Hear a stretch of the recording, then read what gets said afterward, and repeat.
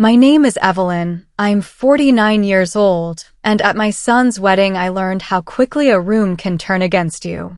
There I was, standing in that opulent ballroom, surrounded by crystal chandeliers and people who'd already decided I didn't belong, when my father decided to remind everyone exactly what he thought of me. The champagne glasses clinked, the laughter bubbled through the air, and then his voice cut through it all like a rusty blade. "Ladies and gentlemen," he announced, tapping his glass with that theatrical flourish he'd perfected over decades of humiliating me, "I'd like to tell you about my daughter here. This is the one who never achieved anything, still a burden at her age." The words hit me like physical blows, each syllable designed to strip away whatever dignity I'd managed to cobble together for this day. The guests shifted uncomfortably, some laughing that awkward laugh people do when they witness cruelty, but don't know how to stop it. I felt my face burn with shame, that familiar heat rising from my chest to my cheeks. 49 years old, and I was still that little girl being mocked in front of strangers, still the disappointment he loved to parade for everyone's entertainment. The pain was so sharp, so immediate, that for a moment I couldn't breathe. This was supposed to be my son's day, his moment of joy, and here was my father turning it into another opportunity to remind the world that I was nothing. Before we begin, please like this video, subscribe, and drop a comment with where in the world you're watching from. But then something happened that I never could have predicted, something that shattered the suffocating silence that always followed my father's cruelty. Several men across the room began to rise from their seats, their movements deliberate and synchronized. These weren't wedding guests making polite conversation or trying to change the subject. These were soldiers, and I recognized them immediately even though they were dressed in civilian clothes, even though years had passed since I'd seen some of their faces. "With respect, sir," the first one said, his voice carrying across the ballroom with military precision, "you're speaking about our commanding officer." The words hung in the air like thunder before a storm. Another voice joined his. "Colonel Evelyn Morrison led our unit through 3 deployments. Then another, "She saved my life in Afghanistan." And another, "She's the finest officer I ever served under." I watched my father's face strain of color, watched his mouth open and close like a fish gasping for air.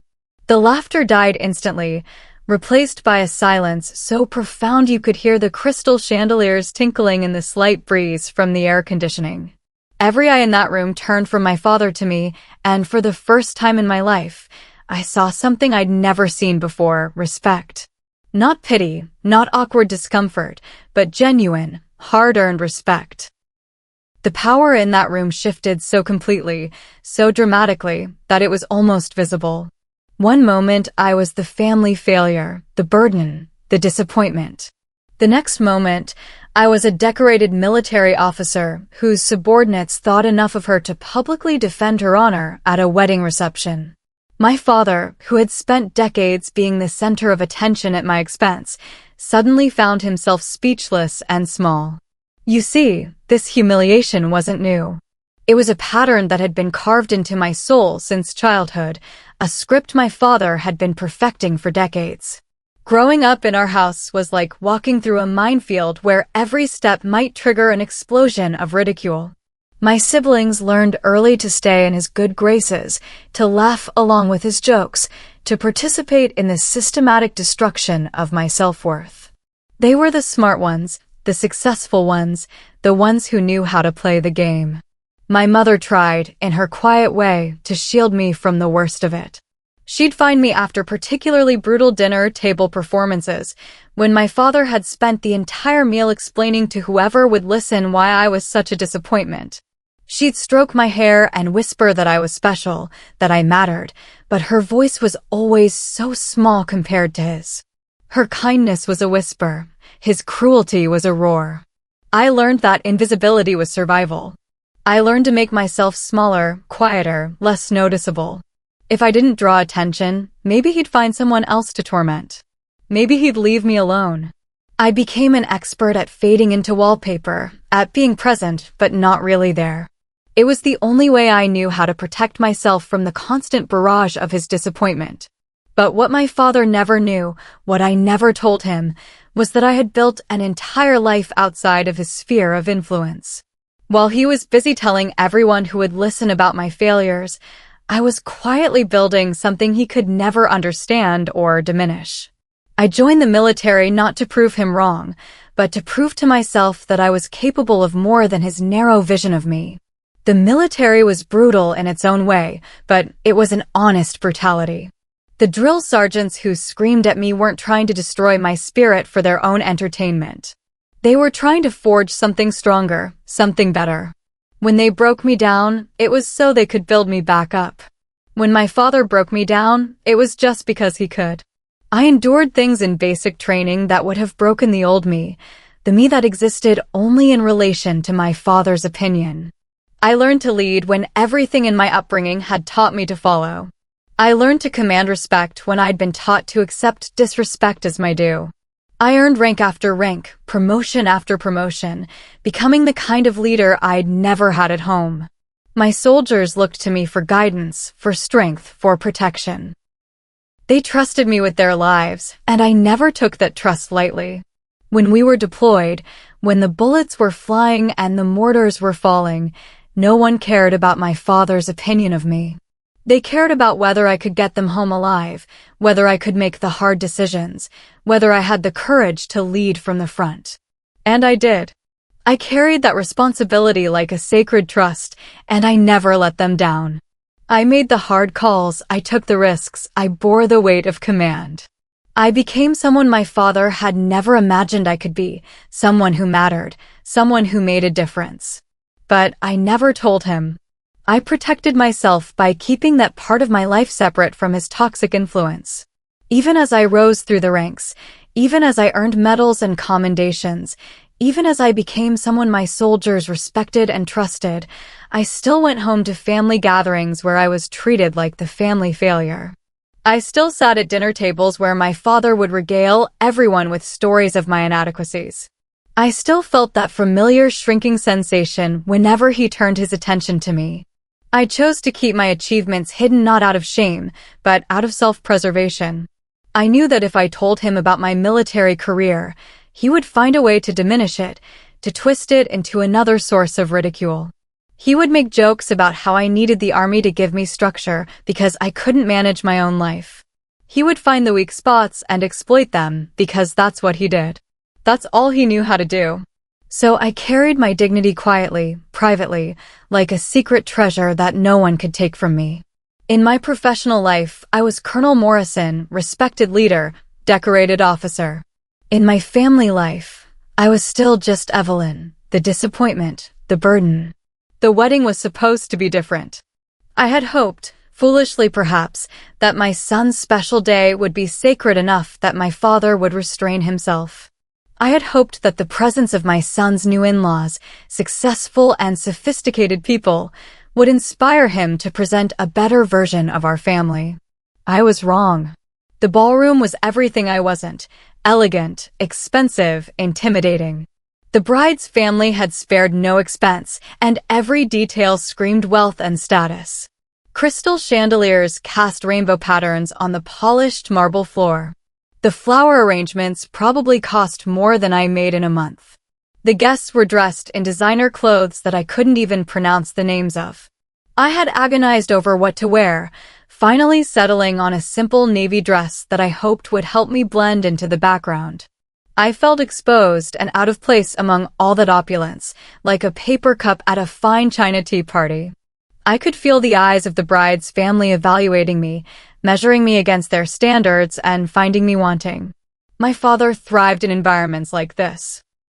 He loved an audience, especially a sophisticated one that he could impress with his wit at my expense. I could see him working the room before the reception even began, charming the in-laws with his stories, building up to his grand performance. I knew what was coming. I always knew what was coming. But knowing didn't make it hurt any less. When he tapped that glass and called for attention, my stomach dropped. I wanted to disappear, to melt into the floor, to be anywhere but standing there waiting for the blow to fall. But there was nowhere to go, nowhere to hide. I was trapped in that beautiful ballroom, surrounded by people who were about to witness my humiliation. This is the one who never achieved anything, still a burden at her age. The words echoed off the marble walls, bounced off the crystal chandeliers, settled into the silence like poison in a well. I felt every eye in the room turn to me, felt their judgment, their pity, their secondhand embarrassment. This was what my father lived for, the moment when he could reduce me to nothing in front of an audience. But then my soldiers stood up. I hadn't invited them. They had come because my son had reached out to them, because he was proud of his mother even if I'd never given him reason to be. They had traveled from different states, taken time off work, put on their best civilian clothes to honor my family on this special day. And when they heard my father attacking me, their commander, they did what soldiers do. They stood up for their own. With respect, sir, you're speaking about our commanding officer. The voice was calm, professional, but it carried the unmistakable authority of someone who had faced down enemies and lived to tell about it. I recognized the speaker, Sergeant Major Rodriguez, who had served under me in Afghanistan. Behind him, Lieutenant Colonel Barnes was rising from his seat. Major Thompson. Captain Williams. Soldiers I had led, soldiers I had brought home. Colonel Evelyn Morrison led our unit through 3 deployments. Another voice, strong and clear. She saved my life in Afghanistan. A third voice, filled with conviction. She's the finest officer I ever served under. A fourth voice, proud and defiant. I watched the color drain from my father's face, watched his confident smile crumble into confusion and shock. The audience that had been prepared to laugh at his joke was now staring at him with something approaching horror. The sophisticated in-laws who had been charmed by his earlier stories were now seeing him for what he really was, a cruel man who had spent decades tearing down his own daughter. The silence that followed was deafening. You could have heard a pin drop in that ballroom, could have heard hearts beating, could have heard the sound of a lifetime of assumptions crashing to the ground. Every person in that room was reassessing everything they thought they knew about me, about my father, about the dynamics they had just witnessed. For decades, I had been trapped in my father's narrative about me. I was the failure, the disappointment, the burden. That was the story he told, and everyone who heard it accepted it as truth because why would a father lie about his own daughter? But now there were other voices telling a different story, voices that carried the weight of experience and genuine respect. I felt something shift inside me, something that had been frozen for so long that I'd forgotten it existed. It was like feeling circulation return to a limb that had gone numb. The humiliation was still there, still sharp and painful, but it was no longer the only thing I felt. For the first time in my life, I felt the respect of strangers who actually knew what I was capable of. I didn't say anything. I didn't gloat or retaliate or try to turn the tables on my father. I just stood there and let the truth settle into the room like sunlight through curtains. I let my soldiers' words speak for themselves, let their respect for me become real in a way that my father's disrespect had always been real. The whispers started almost immediately. Colonel, officer, leader. The words rippled through the crowd like stones thrown into still water. People who had been ready to laugh at the family joke were now realizing that they had almost participated in the humiliation of a decorated military officer. The bride's family, who had been evaluating me and finding me lacking, were now seeing me through completely different eyes. My son looked at me as if he was seeing me for the first time. There was pride in his eyes, real pride, not the dutiful affection of a child who loves his mother despite her shortcomings. He was looking at me the way children look at their heroes, and I realized that I had been his hero all along without even knowing it. He had reached out to my former soldiers not out of pity for his embarrassing mother, but out of pride for the woman who had raised him. The bride's parents, who had been politely condescending all day, were now approaching me with genuine respect. Colonel Morrison, the bride's father said, extending his hand with the kind of firm grip reserved for equals. We had no idea. Thank you for your service. His wife nodded earnestly, her earlier dismissive attitude completely transformed. My father stood there in the wreckage of his performance, his audience lost, his moment stolen. For the first time in my memory, he had nothing to say. The man who had built his identity around his ability to command attention and control narratives was faced with a truth too powerful for his usual manipulations. He couldn't joke his way out of this one, couldn't charm his way back into control. I felt decades of humiliation beginning to lift from my shoulders like weights I'd grown so accustomed to carrying that I'd forgotten they were there. This wasn't revenge, it was revelation. This wasn't about making my father small. It was about allowing myself to be seen as I truly was for the first time in my family's presence. The rest of the reception passed in a blur of new conversations, of people seeing me differently, treating me differently. My soldiers stayed close. Not out of duty, but out of genuine affection. They told stories about our deployments, about missions I'd led, about the times I'd made decisions that saved lives. They painted a picture of me that I'd never allowed my family to see. But perhaps the most profound change was in my son. He stayed by my side for the rest of the evening, introducing me to his friends not as my mother, but as my mother, Colonel Morrison. There was something different in his voice, something I'd never heard before. He wasn't embarrassed by me, he was proud of me. He wasn't making excuses for the family failure, he was celebrating the family hero. The evening that had started as another chapter in my father's long campaign of humiliation had transformed into something else entirely. It had become a moment of truth, a reckoning, a revelation that changed everything. Not just for me, but for everyone who witnessed it. Days later, I found myself standing on my father's front porch, my heart pounding with a mixture of anxiety and determination. I had rehearsed this conversation 100 times in my head, but I still wasn't sure I had the courage to follow through. 49 years of conditioning doesn't disappear overnight, and the scared little girl inside me was still whispering that I should just let things go back to the way they were. But I couldn't. Something had fundamentally changed at that wedding reception, something that couldn't be unchanged. I had seen myself reflected in other people's respect, and I couldn't unsee it. I had felt what it was like to be valued, appreciated, honored, and I couldn't unfeel it. I deserved better than my father's cruelty, and I finally had the strength to demand it. He opened the door looking older than I remembered, smaller somehow. The confident performer who had commanded that ballroom just days before seemed diminished, uncertain. "Evelyn," he said, his voice lacking its usual bombastic certainty. "I wasn't expecting you." "We need to talk," I said, stepping into the house I'd grown up in, the house where I'd learned to expect humiliation as my due. But I wasn't the same person who had left this house decades ago to join the military. I wasn't even the same person who had stood silent and ashamed in that ballroom just days before. We sat in his living room, the same room where he'd practiced his cutting remarks before family gatherings, where he'd refined his jokes at my expense. But the balance of power had shifted, and we both knew it.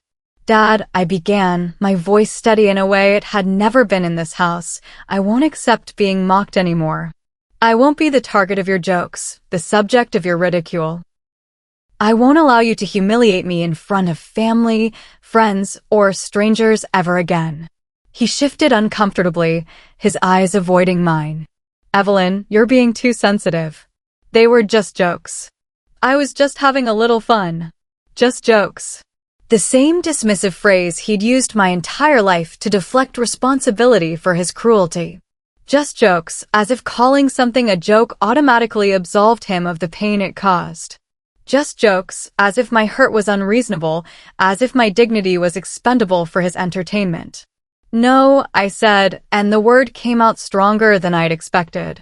They weren't just jokes. They were systematic attacks on my character, my worth, my dignity. They were weapons you used to make yourself feel superior at my expense. And they stopped now. For a moment, I thought he might argue, might fall back into his old patterns of justification and deflection. But something in my voice, something in my posture, something in the way I was looking at him without flinching, seemed to reach him. "I never meant." He started, then stopped. "I didn't realize." "You didn't realize because you never asked." You never wondered how your jokes affected me because my feelings didn't matter to you. You were more concerned with getting laughs than with treating your daughter with basic respect. The silence stretched between us, heavy with decades of unspoken pain. I could see him struggling, trying to find a way to defend himself, to minimize the damage he'd done. But the defense never came. Maybe he finally understood that there was no defense for what he'd done. Maybe he finally realized that calling cruelty a joke doesn't make it any less cruel.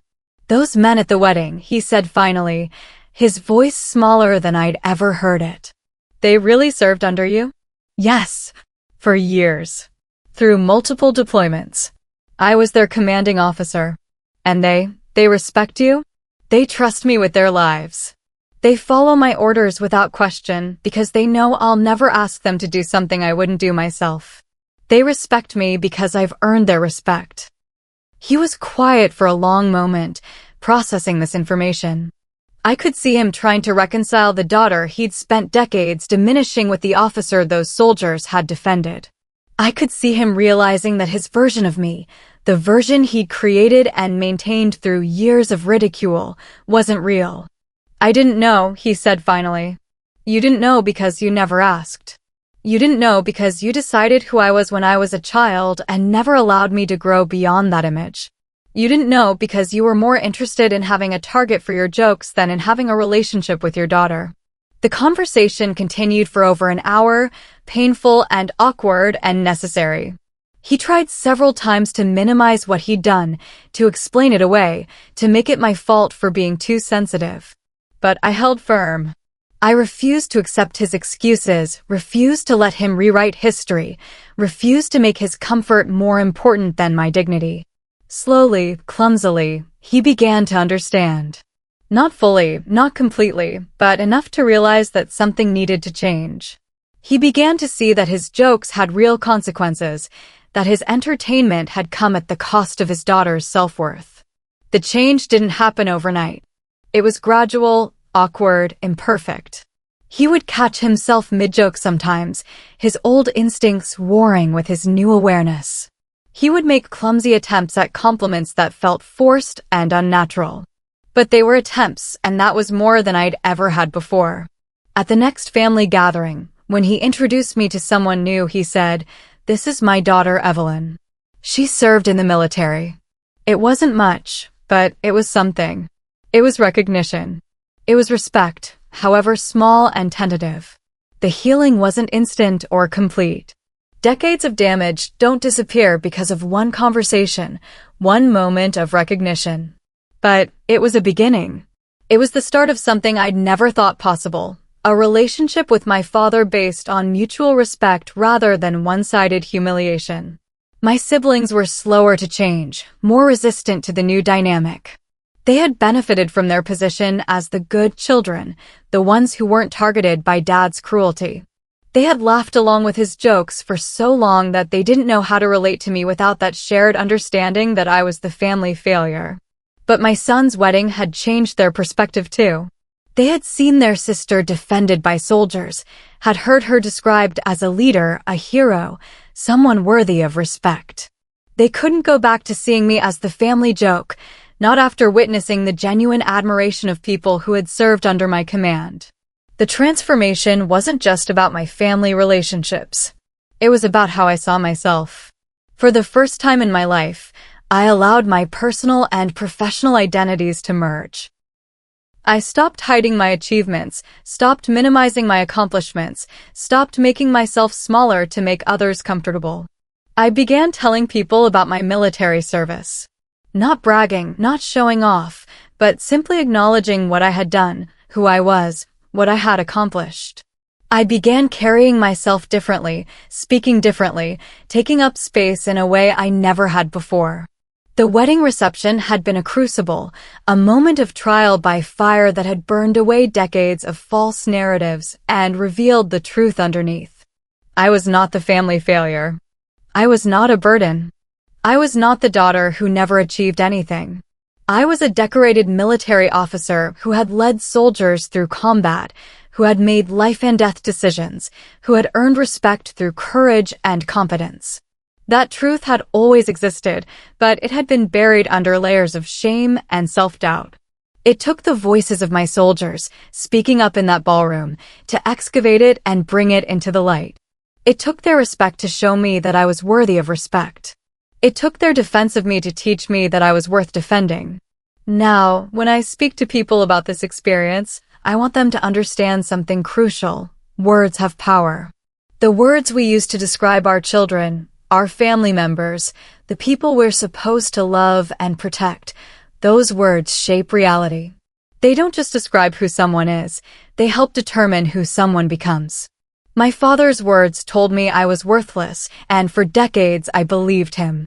I carried that worthlessness with me like a weight, letting it shape my choices, limit my possibilities, constrain my dreams. I made myself smaller because I believed I deserved to be small. I hid my achievements because I believed I didn't deserve recognition.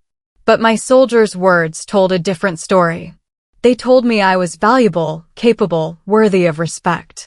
They told me I was a leader, a protector, someone who mattered. And slowly, gradually, I began to believe them instead.